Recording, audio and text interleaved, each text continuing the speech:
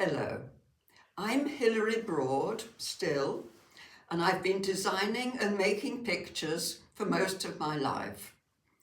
Over the years, I've developed different techniques to save time and to improve the quality of my work.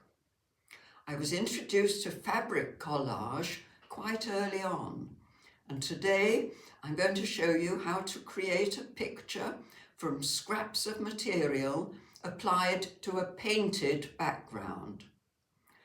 I work almost entirely from photographs. And here are the reference photographs for St Ives, taken from the end of Smeaton's Pier, looking across to the Warren and Skidden Hill. I made a number of sketches from the photographs and finished with this outline drawing of my chosen scene. I followed my 4 principles when faced with a complex landscape: simplify, leave out fiddly-diddly, fudge it, invent. So there's a bit of all those in my template drawing, which we will come back to.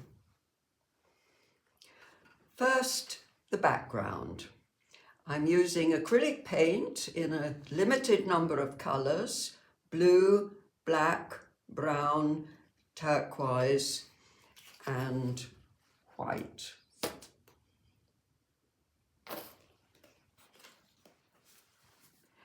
And I'm applying the paint with these sponges that I make from a chunk of household sponge squeezed into a little bottle.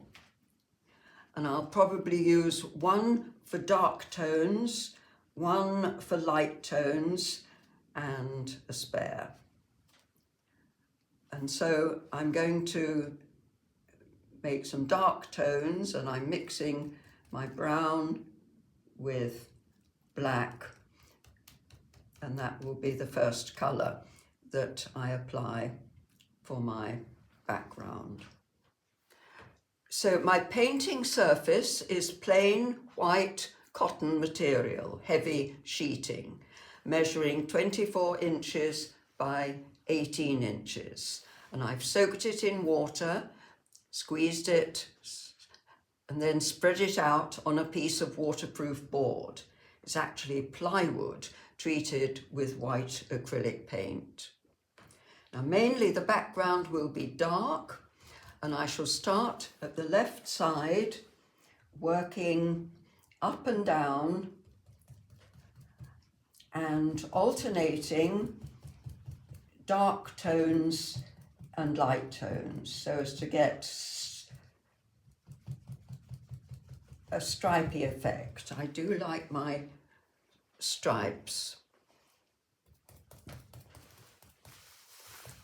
And you notice that my sponges give a soft focus edge, which I like, and which you probably couldn't get so easily with a brush. And because the fabric is damp, the paint soaks very slightly and improves the effect. So, and then a light band.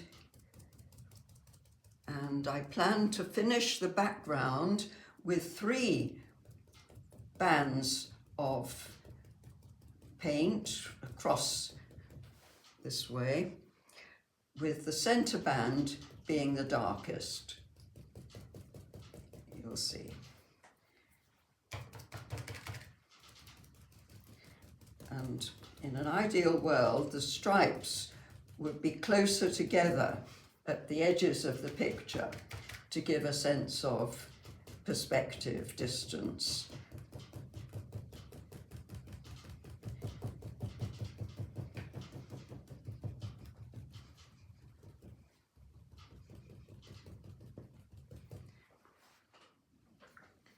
So next I'm going to paint what will be the shoreline. So again, our stripy effect, but this time we'll alternate with turquoise and white to give a sense of the seaside.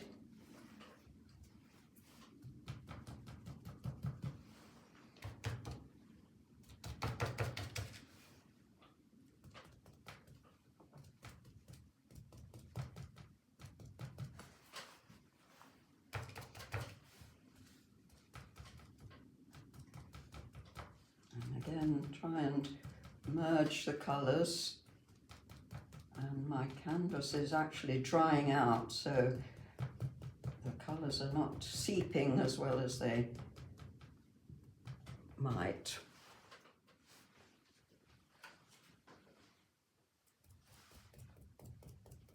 So we're still doing our light and dark stripes.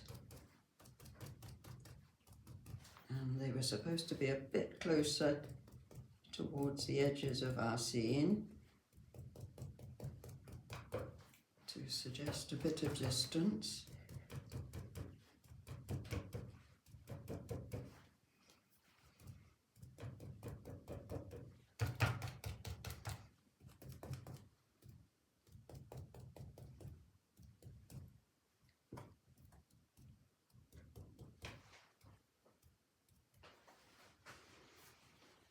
So to make it easier to paint the sky, I'm going to turn my board round so that the sky is convenient and close, and I'm also going to put a little bit more moisture on the canvas because it's drying out. So we're continuing our stripy theme, and we're now doing the distant background of our picture. There might be some sky. Sometimes my pieces don't have sky in them, just have distant buildings, vegetation, that sort of thing.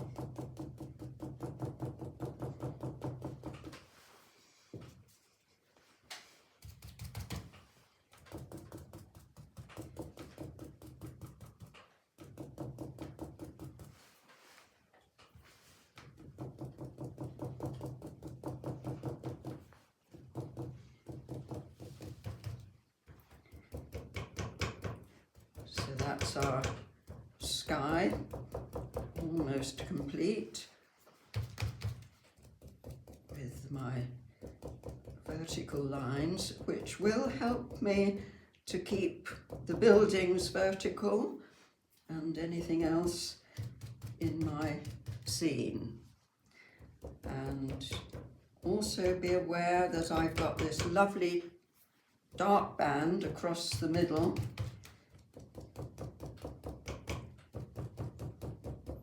and slightly lighter top and tail, sky and shoreline.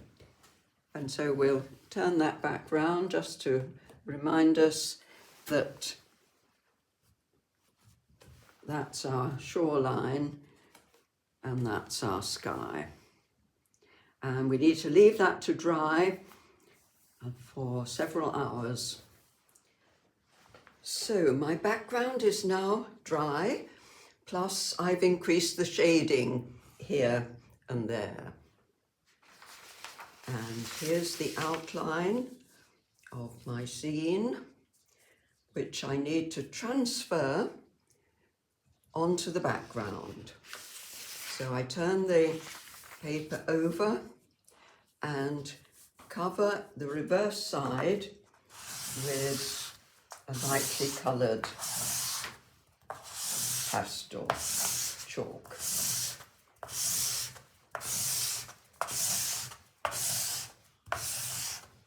Now, this is a bit messy.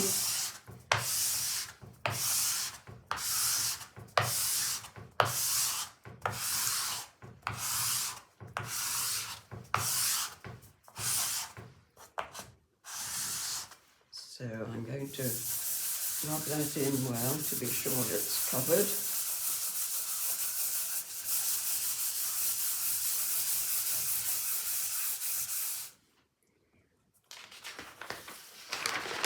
Shake off the excess onto my desk and then reposition my outline, and I'm going to secure it with bits of blue tack because we don't want this moving.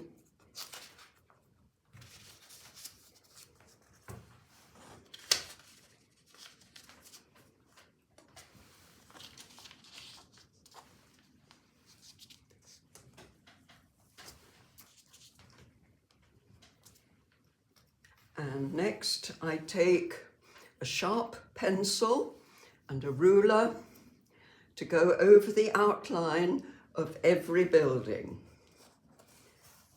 And I shall start with some vertical lines first, which are easiest. And I'm not afraid of using a ruler in my artwork.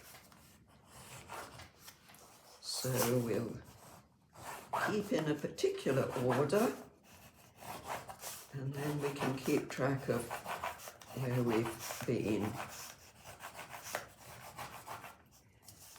And let's see if it's transferring. Yes, I can see some lines there coming through. And this is an HB pencil, and I am reminded that my dear friend Marion once bought me a box of 10 HB pencils because they all had my initials on them. So that's the vertical lines. And next we'll do some horizontal lines, but we don't actually need to do the roof tops because we should be able to tell where they are once we've got the... Some of them are not straight, so it might be better to work freehand.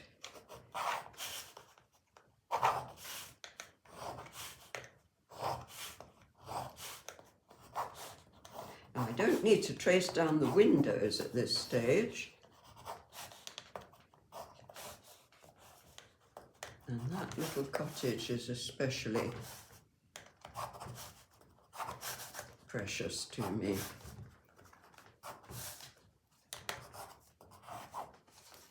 So now I'm going to number each building, starting here.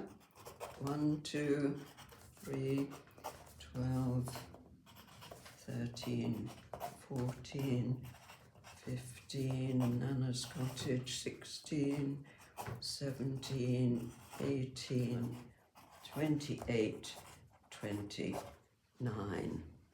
And hopefully the numbers will have come through sufficiently. So now we remove the template, and that's as good as it needs to be. At last, we are ready to start applying the fabrics.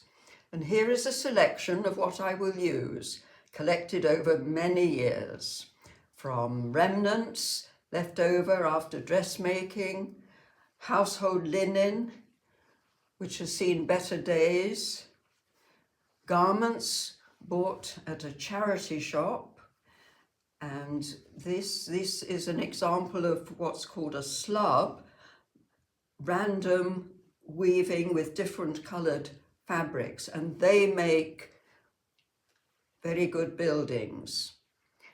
And then check patterns, which make brilliant windows. So I bought any number of shirts. I've even been known to take a pair of scissors to a shirt while it was being worn, but I didn't quite use them.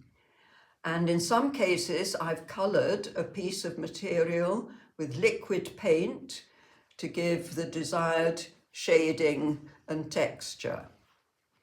So these have been painted, and in particular with this piece of corduroy, which will make good rooftops. In general, I don't use printed fabric, but there's no rule against it. So now we need to transfer the outline of each building to the fabric.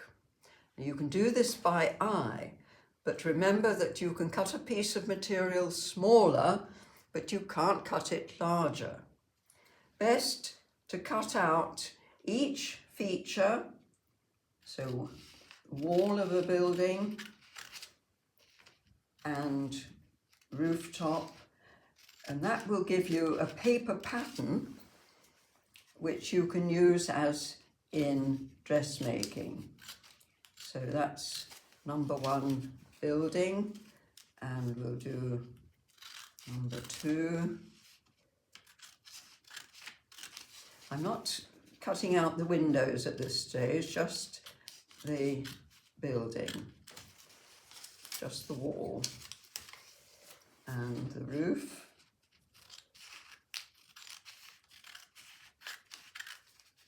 And I'm ignoring that chimney for the moment.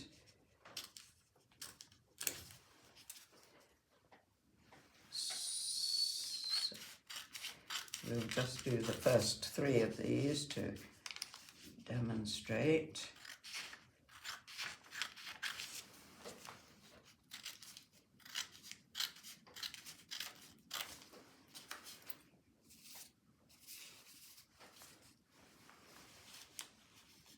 And that's the roof of building number 3.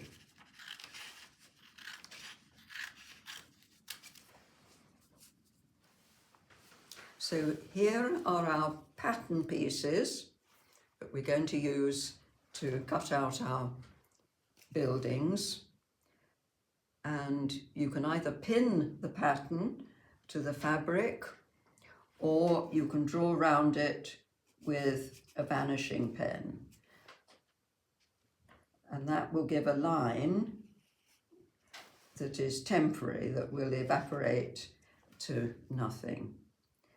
And I've chosen to have one building very slightly darker than the other. And then this is number 3 building. And if they come out just a little bit large, as I say, you can cut them smaller, but you can't cut them bigger. And when I'm cutting out fabric, I try to follow a thread in the fabric to give a nice straight outline, and also to save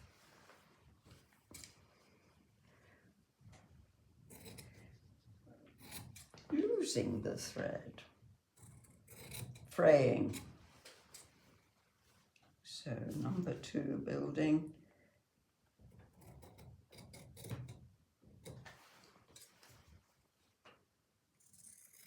Let's have another go at that roof line.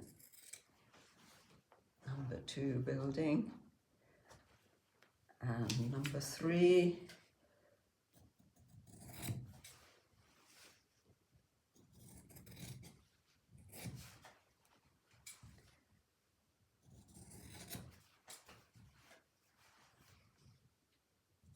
And you'll notice that the buildings are on a hill, Skidden Hill, so they are going to go downhill slightly.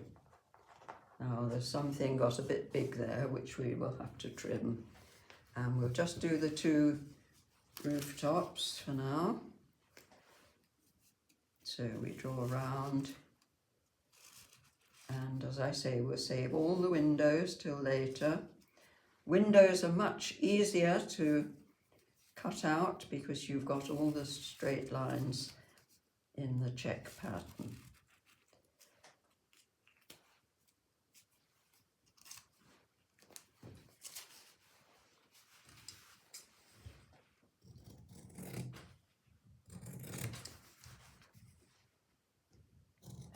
you'll see I've graduated the colour, so the roof is lighter towards the top, which it usually is, and we can always trim that again. No, that's spot on. And again, lighter towards the top of the ridge of the building.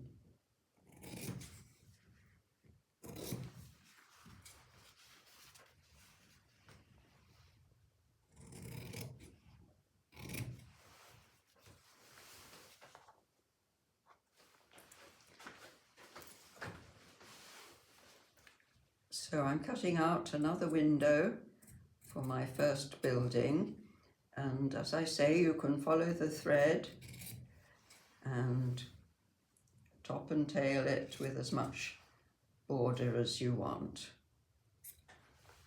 and that goes there.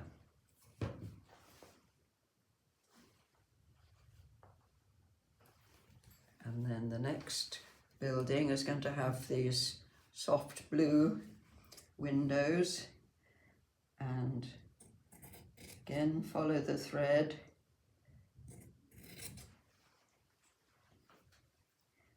and this is, we're doing by eye, aren't we? We haven't even used the masking, the evaporating pen. So that one will go there, and the next one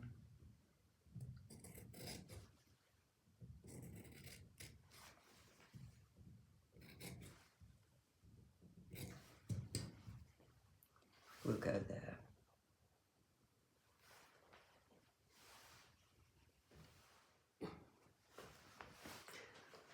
Wow, so that's all my pieces of fabric cut out and placed in the correct position against the background. And you'll notice that I've left little gaps between the buildings, and these represent drain pipes, shadows, even spaces between buildings. And you can now see why I need a dark background. So our next task is to stick everything down. Now for the sticking.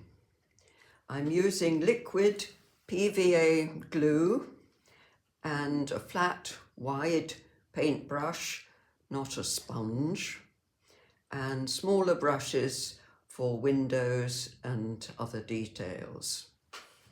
And I shall start by marking the position of the windows with my vanishing pen, which has almost vanished in marking, and then putting them to one side.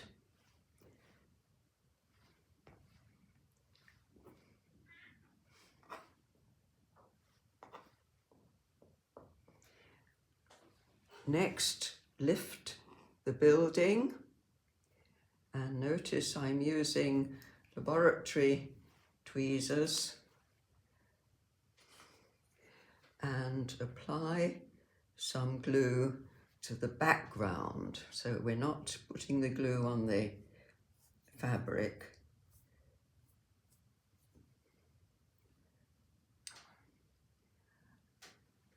And then reposition, and you may need your tweezers, and you've got that line that you made using the coloured pastel.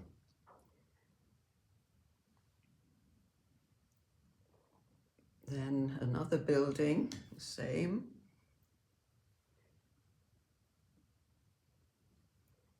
And we don't need a lot of glue, it's not going to have to be worn. And that's rather a lot and may seep through, but when it's dry, hopefully it won't show. And notice I'm leaving the statutory gap between walls, and I'm going to do the roof as well. And there's the mark that we made, so that's handy. And again we leave shadow along the gutter line there. So next we take a smaller brush and put our windows, and that glue has seeped through, but hopefully it will dry clear.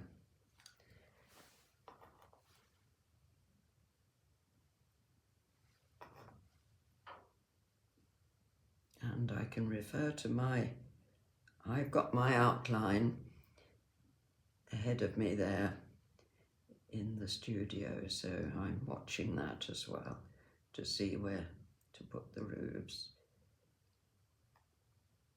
Third time lucky. And then my windows here, and my marks have almost gone, but I'm looking at my template and I can see where things go. And we'll put that up nearly under the eaves, those windows. And that's the door, and it might get a lintel across the top, we'll see, before the end of the day. There we are. So those are our first two buildings, and only another 27 more to stick. So there you have it, a fabric collage of St. Ives, Cornwall. I've added these fence posts, which seemed quite conspicuous in the photographs. Plus I tweaked the shoreline and the horizon where it seemed to need it. I hope you've enjoyed watching me create this fabric collage picture. First painting a background with acrylics and sponges, then adding buildings and other features using scraps of fabric. I would like to thank my son Andrew for technical support throughout, and hope to see you again soon.